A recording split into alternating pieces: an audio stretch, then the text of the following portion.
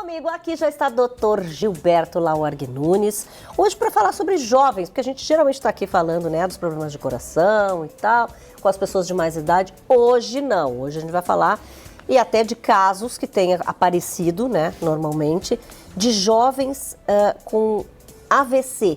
Quer dizer, houve algum aumento? O que está acontecendo, Gilberto?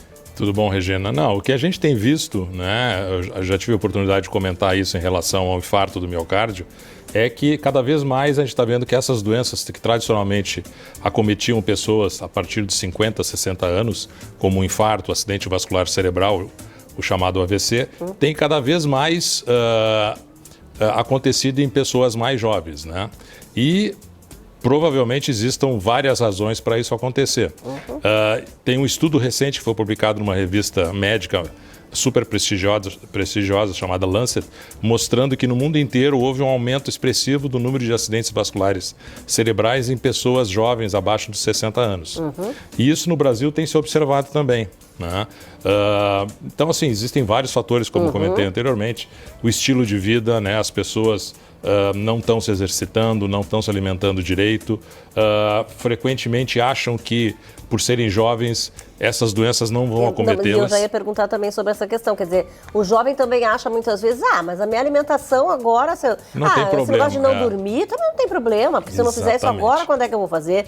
Só que está trazendo esse problema para os mais jovens problema, né? Frequentemente os jovens não fazem uma revisão médica, então às vezes eles têm hipertensão, têm diabetes e nem ficam sabendo disso, né? A questão da poluição ambiental também é uma coisa importante, certo? As mudanças climáticas também têm ficado mais quente, isso também favorece a ocorrência de desses eventos. Eu vou ter que perguntar sobre o consumo de drogas e álcool. Isso também, de alguma forma, colabora? Sim, especialmente as drogas, né? Cocaína, etc. Então, existe uma correlação muito forte entre o uso de cocaína e a pessoa fazer um infarto, por exemplo, e fazer um acidente vascular cerebral, né?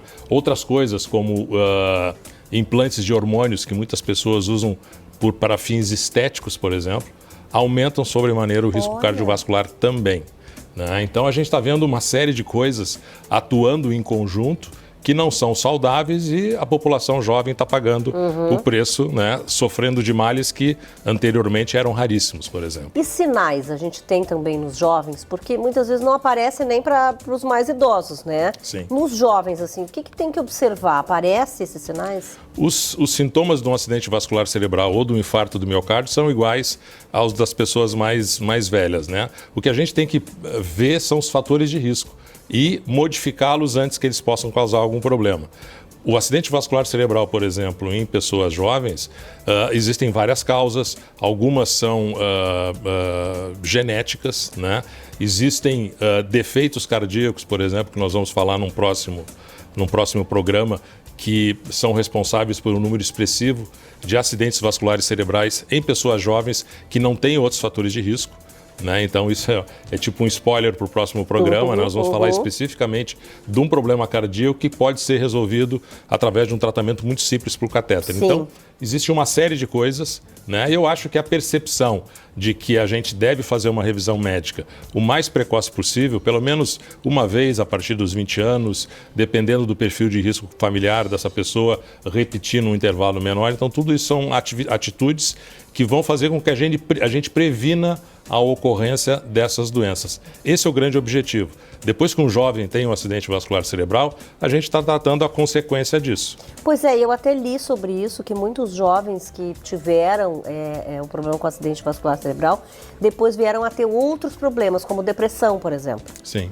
Então, quer dizer, aí são consequências, né? São consequências desse problema, né? De modo geral, os jovens tendem a recuperar o déficit motor ou cognitivo de um acidente vascular cerebral numa proporção maior do que as pessoas mais idosas. Eu ia perguntar isso. Tá, mas então quer dizer que eles têm mais chance... Tem mais chance, mas alguma sequela geralmente fica, dependendo do tempo que essa pessoa é atendida, por exemplo, quando ela tem um acidente vascular cerebral. O acidente vascular cerebral funciona como um infarto. A pessoa tem que ser atendida imediatamente numa emergência, porque existem tratamentos, tanto com medicamentos, né, os chamados trombolíticos, quanto também tratamentos por catéter, que fazem a desobstrução da artéria que está obstruída e fazem com que a sequela ou seja mínima ou mesmo não exista. Então, o atendimento precoce também é fundamental. Não, e também o jovem, na verdade, a gente sabe que tem que fazer muitas outras coisas, muitos outros tratamentos depois, né? Para ver se aí o jovem às vezes não tem essa paciência também, né? Exatamente. De ter que fazer fisioterapia, fazer uma série de coisas. Que são importantíssimas na reabilitação desses pacientes. Então, de novo, né? O jovem meio que às vezes se revolta com o fato de que aconteceu um problema, porque ele acha que ele está imune, que não é para acontecer com ele, e as coisas infelizmente acontecem. E então, as pessoas têm que se dar conta de que existe um trabalho a ser feito depois para que a vida volte a ser o mais próximo possível do normal.